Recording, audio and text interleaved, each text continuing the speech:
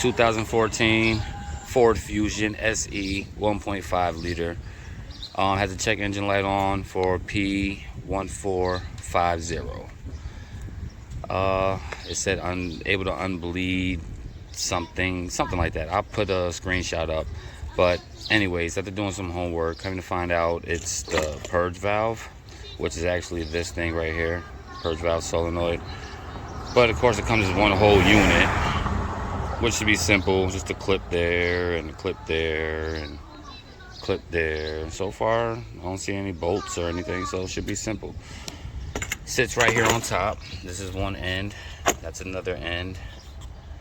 Right here is another end, and the other piece sits underneath the airbox right here, and the green clip for it is right there. So basically what we're going to do is just take the old one off, put this new one on. Oh yeah, another clip for it is right here. I don't know if I pointed that one out. It sits underneath the cover, but we're going to see. Take the old one out, put this one in, see what happens. Be right back. Alright, so far it wasn't bad. Like I said, this just came from off of here. You squeeze these two in, pull that out. This one, you gotta push these two in, then it pops that out. And you just pull that up off of there.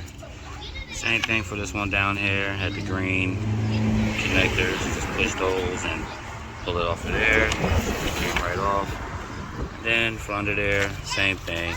Pull up on that green. Hold up with the focus. Pull up on that green tab. Then pull this out of there.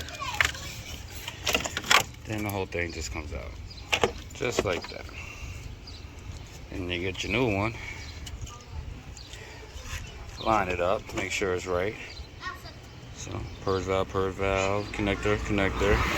Line, connector, connector. And connector.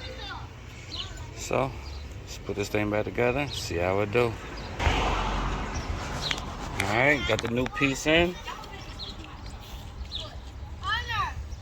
Things attached. It was easy. The whole process took no more than probably about 10-15 minutes. Not even. But I'm gonna crank it up, erase the check engine light, drive it around for a couple days, and I'll give you guys an update.